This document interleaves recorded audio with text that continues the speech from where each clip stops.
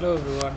सो आज की वीडियो में हम जानेंगे कि एक्सेल की basics and all everything, what is Excel, क्या चीज़ें हम उसमें कर सकते हैं एंड ऑल सब चीज़। तो सबसे पहले एक्सेल ओपन कर लेते हैं। आपको सर्च में जाना है एंड एक्सेल टाइप करना है एंड आपका एक्सेल एप्लीकेशन पे क्लिक कर देना है, तो एक्सेल एप्लीकेशन लोड हो जाएगी। ठीक है जी, यहाँ से आप वर्कबुक चूजिंग अ न्यू, बाकी जो रिसेंट आपने काम किया वो वर्कबुक भी अवेलेबल होती है। ठीक है, अब सबसे पहले आते हैं कि एक्सेल होता क्या है, क्यों यूज़ होता है। सो बेसिकली ये स्प्रेडशीट है जिसमें आप कोई भी रिकॉर्ड्स वगैरह मेंटेन कर सकते हो, कैलकुलेशंस कर सकते हो। इसके अलावा आजकल के अगर आप कॉर्पोरेट में काम कर रहे हो तो एक्सेल आना बहुत मस्ट है आपको, बिकॉज इसमें बहुत ज़्यादा डेटा मेंटेन होता है। ठीक है, तो आजकल उसको देखते हुए हम लोग जानेंगे आज कि एक्सेल के बारे में कि कैसे क्या क्या बेसिक चीज़ें एक्सेल में होती हैं और हम कैसे कैसे उसको यूज़ कर सकते हैं। ठीक है, शुरू करते हैं। And this tutorial is completely for beginners only. So जो भी लोग पहली बार एक्सेल के बारे में जान रहे हैं, ये कम्प्लीटली वीडियो उनके लिए जिसमें मैं बेसिक से स्टार्ट करूँगा। But then it will be the first part only where the video will be short, maybe 8 to 10 minutes only, जहाँ हम कुछ चीज़ें कवर करेंगे। उसके बाद मैं कुछ धीरे धीरे बाकी पार्ट्स अपलोड करूँगा धीरे धीरे, जहाँ पे आप एक्सेल के बाकी एडवांस चीज़ों के बारे में जान सकते हो। तो सबसे पहले हम स्टार्ट करते हैं कि एक ब्लैंक वर्कबुक मैंने ले लिया है। अब इस ब्लैंक वर्कबुक में चीज़ें क्या क्या होती हैं, तो फर्स्ट ऑफ़ ऑल अगर मैं आपको बताऊँ, जो आप ये देख रहे हो ABCD, इनको कॉलम्स बोला जाता है। ठीक है, ये आपके कॉलम्स हैं। सिमिलरली एक्सेल में अगर आप देखो ये सारे कॉलम्स ही हैं। अगर आप ये ABCD, GHIJK जो देखोगे ये कॉलम्स होते हैं। सिमिलरली एक्सेल में रोज़ भी होती हैं, और ये जो 1 2 3 आप देख रहे हो, अगर मैं इनको सेलेक्ट करता हूँ तो इनको हम नाम बोलते हैं रोज़। ठीक है, तो 1 2 3 4 5 ये सारी आपकी रोज़ हो गई।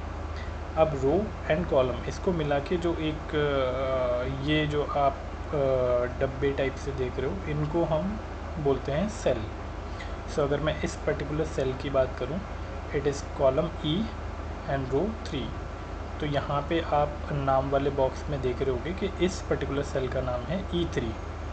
सिमिलरली अगर मैं इसमें जाऊँ तो it is G and it is row 4, so it is G4। ठीक है जी, तो ये आपका सेल हो गया। अभी तक मैंने आपको कॉलम बता दिया, आपको रोज़ बता दी, और इन दोनों को मिला के जो बनेगा वो बनेगा सेल।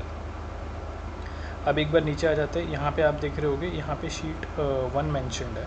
तो ये पर्टिकुलर जिस शीट पे आप काम कर रहे हो उसे बोलते हैं शीट 1। सिमिलरली और भी शीट्स हो सकती है। अगर मैं एक और शीट इंसर्ट कर लूँ तो सिमिलरली एक शीट और आ जाएगी, और शीट इंसर्ट कर लूँ तो और भी शीट्स आ जाएंगी।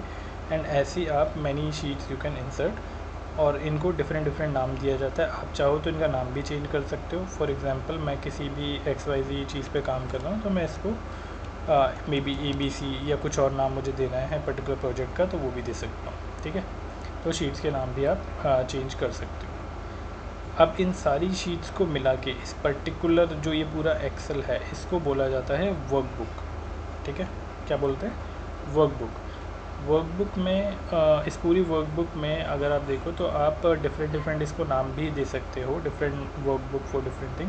तो सबसे टॉप पे अगर आप चले जाओ तो यहाँ पे बुक 1 आ रहा है, ये इसका डिफ़ॉल्ट नेम है। जब भी आप एक्सेल ओपन करोगे तो कोई भी वर्कबुक जो होगी वो बुक 1 के नाम से आएगी, बट आप उसका नाम चेंज कर सकते हो। तो अगर मैं इसको चेंज करना चाहूँ तो मैं जाके फाइल में जाके I will go to save as and browse, जहाँ पे मैं इसको जहाँ पे भी सेव करना चाहूँ। तो फॉर एग्ज़ाम्पल मैं डाउनलोड्स में सेव करना चाहूँ तो अभी वर्कबुक इसका फ़ाइल नेम आ रहा है, बट यहाँ पे मैं कुछ भी may be ABC tutorial, okay, इसको सेव करके सेव कर दूँगा तो ये सेव हो जाएगी। अब अगर आप ऊपर नाम देखो तो इसका नाम चेंज हो गया ABC ट्यूटोरियल। ठीक है, ओके जी, ये हमारा बेसिक्स था अबाउट दिस वर्कबुक। अब अगर आप ऊपर देखो तो यहाँ पे डिफरेंट डिफरेंट आपको टैब्स दिखेंगे, और ये सारी जो चीज़ें होती है इनको बोला जाता है रिबन। अब इन डिफरेंट टैब्स में जब आप जाओगे तो डिफरेंट ऑप्शंस ओपन हो जाएंगे। होम में जैसे आप ये देख रहे होगे सारे ऑप्शंस हैं। ठीक है। एक एक करके मैं सारी चीज़ें कवर करूँगा डिफरेंट वीडियोस में। फिर इंसर्ट में अगर आप जाते हो तो इंसर्ट के हिसाब से अलग डिफरेंट रिबन ओपन हो जाता है, ड्रॉ के हिसाब से डिफरेंट हो जाता है। तो जैसे जैसे आप चीज़ें आगे चलोगे, अगर मैं फार्मूला में जाऊँ तो फार्मूला रिलेटेड जो है ये सारी ऑप्शंस मेरे को शो कर देगा, ठीक है। तो अभी बेसिक्स पे आते हैं। अगर मैं होम पे जाऊँ तो होम पे ये सारे ऑप्शंस अवेलेबल हैं। नाउ वीडियो को ज़्यादा लंबा ना करते हुए मैं कुछ चीज़ें आज के लिए आपके लिए कवर कर दूंगा, and next few things we can cover in the next few videos. So अभी तक जो हम सीख चुके हैं, what is row, these A B C are reference to the row, what is these are columns, sorry, and these are basically your rows, ठीक है। And अगर एक पर्टिकुलर इसकी बात करूँ तो ये आपका सेल हो जाता है। अब आ जाते हैं हम इस पर। लेट सपोज मेरे पास कोई डेटा है, हम उस पर काम करते हुए चलते हैं। Name, and if I talk about place, activity, कुछ भी हम डेटा टाइप यहाँ पे कर लेते हैं। नेम, लेट सपोज मैं नेम ले लेता हूँ शो रवि, एंड मैं, ओके। एंड प्लेस कोई रैंडमली हम ले लेते हैं, दिल्ली, बेंगलोर, मुंबई। एंड एक्टिविटी हम ले लेते हैं, लेट सपोज एक डेटा क्रिएट करने के लिए, जॉब, बिजनेस, अनएम्प्लॉयड, ओके। सो अभी ये डेटा मेरे पास आ गया है दैट ये जॉब करते हैं, बिजनेस एंड ऑल। अब इस डेटा पे ऊपर हम काम करेंगे, जो भी हम ऊपर चीज़ें सीखेंगे। तो बिगनिंग से चलते हैं। यहाँ पे अगर आप देख रहे होगे ये कट का ऑप्शन है, और इसकी शॉर्टकट की भी मैंशनड है, दैट इज़ कंट्रोल एक्स। सो इसका यूज़ क्या होता है बेसिकली, अगर आपको डेटा यहाँ से कम्प्लीटली या कोई भी एक पर्टिकुलर आपको उठा के कोई भी डेटा जिसको भी आप एक जगह से उठा के दूसरी जगह भेजना चाहते हो, तो उसको आप सेलेक्ट कर सकते हो। लेट सपोज मुझे इसको पूरे को ही सेलेक्ट करना है, तो what I will do, control x भी प्रेस कर सकते हो आप, और आप चाहो तो उसका ऑप्शन भी कर सकते हो, यानी कि मैं सेलेक्ट करके, और ये जो ऑप्शन आ रहा है कंट्रोल एक्स, इसको भी सिलेक्ट कर सकता हूँ, और यहाँ पे आप पेस्ट कर सकते हो। तो control we would be the option. अगर अभी ये हो रखा है तो आप इसको भी सिलेक्ट कर सकते हो। तो ये कंट्रोल एक्स आपने किया, और यहाँ पे आप कंट्रोल वी प्रेस कर दोगे तो ये पेस्ट हो जाएगा, दैट इज़ कंट्रोल वी। तो अगर आप देखो तो ये सारा डेटा उठ के वहाँ से यहाँ आ चुका है, ठीक है जी। तो ये था इसका ऑप्शन। दूसरा, इसके नीचे आप देखोगे कॉपी का ऑप्शन आ रहा है। Again I would never ever prefer you guys to use this particular thing. इसका शॉर्टकट जो की है कंट्रोल सी, तो आप अपने उसमें कंट्रोल सी, फॉर एग्जांपल आपको डेटा यहाँ पे भी चाहिए है, और यही डेटा सेम डेटा यहाँ पे भी चाहिए, या फिर दूसरी शीट में भी चाहिए। तो इस डेटा को मैं मान लो कॉपी पेस्ट, लेट सपोज मुझे इतने ही डेटा चाहिए, तो मैं इसका कंट्रोल सी करूँगा, और दूसरी शीट में कंट्रोल वी। तो ये पूरा का पूरा डेटा एज इट इज़ आ गया। अब आप कितना भी बड़ा डेटा, अब देखो यहाँ से ये रिमूव नहीं हुआ, करते कॉपी कर, छोटा सा डेटा है तो हम 1 बाय 1 भी लिख सकते हैं। बट देन आप जब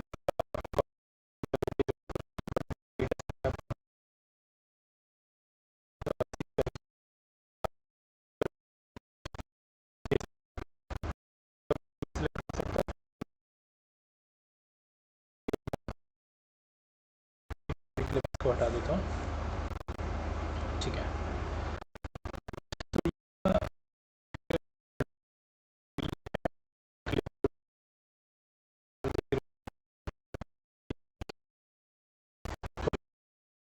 फॉर्मेटिंग मैंने, ठीक है, ठीक है।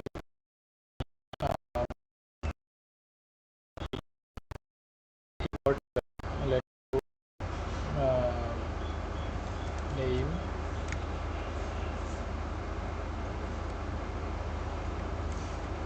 लेट सपोज मेरे पास एक और टेबल थी शीट 2 में, जो कि एज इट इज़ थी। अब मुझे चाहिए कि ये वाली टेबल की जो फॉर्मेटिंग है वो एज इट इज़ यहाँ पे भी हो जाए, क्योंकि ये ब्लैंक है। अब मैं करने को ये कर सकता हूँ, 1 बाय 1 भी कर सकता हूँ कि सेलेक्ट करके वापस से मैं इन पे क्लिक करूँ। लेकिन अगर आपको फॉर्मेटिंग एज इट इज़ चाहिए, मान लो बड़े डेटा सेट पे आप काम कर रहे हो और आपकी जो फॉर्मेटिंग है आपको वही चाहिए, तो आपको कुछ नहीं करना। इसकी फॉर्मेटिंग आप यहाँ से इसको पूरा सेलेक्ट करो, इसको फॉर्मेटिंग को सेलेक्ट करो, शीट 2 में जाओ, और इनको पूरा सेलेक्ट कर लो तो ये एज इट इज़ फॉर्मेटिंग कर देगा। देखो इसने बॉर्डर्स भी बना दी, नेम प्लेस एक्टिविटी भी दे दी, बैकग्राउंड कलर भी चेंज कर दिया और टेक्स्ट कलर भी चेंज कर दिया। तो जो भी फॉर्मेट में एक पर्टिकुलर डेटा है, अगर आप उसको सेलेक्ट करके और फॉर्मेट पेंटर आप सेलेक्ट करते हो और वहाँ पे जाके पेस्ट कर देते हो तो ये आपका वर्क कर जाएगा। ठीक है, ये था क्लिपबोर्ड के आसपास का बेसिक चीज़। अब तुरंत मूव करते हैं फ़ॉन्ट के आसपास का। अगर आप फ़ॉन्ट में देखो, फ़ॉन्ट में डिफरेंट चीज़ें गिवन है। फ़ॉन्ट में तो सबसे पहले डेटा सेलेक्ट कर लेते हैं। डेटा मैंने सेलेक्ट कर लिया।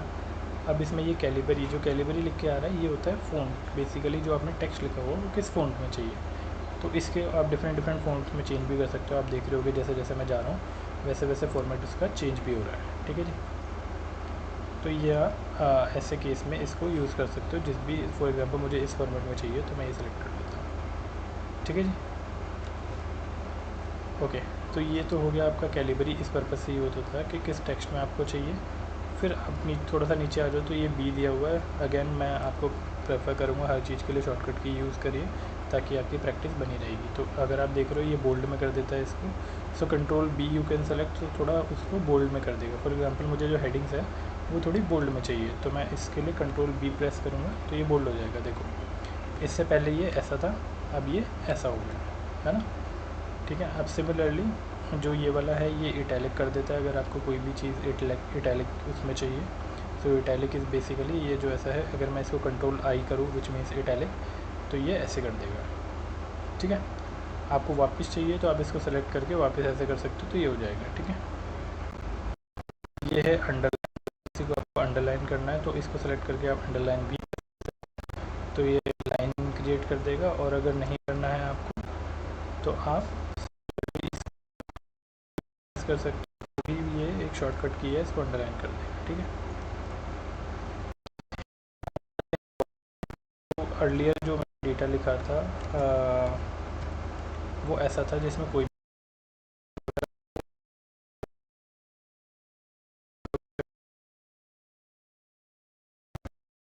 तो में आ जाएगा। ठीक है, ये आप देख रहे होगे। अब वही मैं सेलेक्ट करके अगर मेरे को ये,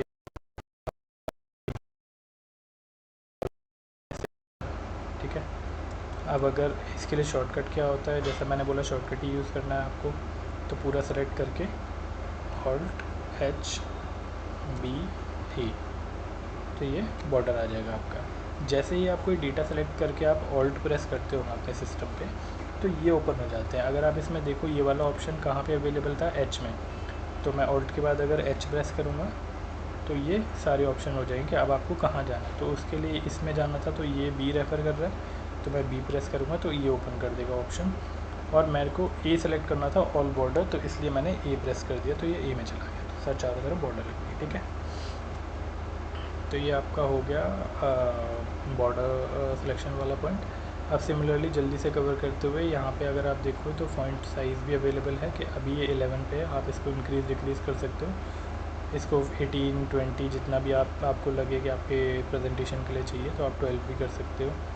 सिमिलरली यहाँ पे आप देखोगे तो इधर से भी ये साइज़ इंक्रीज़ हो जाता है और अगर कम करना हो तो ये भी हो जाता है। ठीक है, ये आपको मैंने अर्लियर बता ही दिया। ये फिल कलर है, इससे बैकग्राउंड कलर चेंज होता है। तो अगर मैं कोई बैकग्राउंड चेंज करना चाहता हूँ तो पूरी टेबल का बैकग्राउंड चेंज हो जाएगा। मुझे ग्रीन करना है, रेड करना है, क्या करना है वो आप वो कर सकते हो। ये टेक्स्ट के कलर के लिए होता है, तो जितना भी टेक्स्ट लिखा है वो उस कलर में चेंज हो जाएगा। जो भी कलर आपको रेफ़र करना है, ग्रीन करना है, ब्लू करना है या फिर डार्क ब्लू करना है, तो उससे ये कलर चेंज हो जाएगा। ठीक है, तो बेसिकली अभी के लिए मैं इतना ही कवर करूँगा। आप इस चीज़ पे प्रैक्टिस कर सकते हो। आप अपने सिस्टम पे जाओ, ब्लैंक एक्सेल ओपन करो, कोई भी डेटा टाइप करो और उसमें आप होम टैब में ये सारे ऑप्शंस ट्राई कर सकते हो। ये आपका बेसिक हो जाएगा। बाकी मैंने कंट्रोल सी कंट्रोल वी आपको बता ही दिया है। इसके अलावा एक कंट्रोल जेड होता है जिससे आप अंडू कर सकते हो। फॉर एग्ज़ाम्पल ये टेबल जितनी बनी है, अगर मैं यहाँ पे कंट्रोल जेड करूँगा तो ये वापस पुराना होता चला जाएगा कि हमने इससे पहले क्या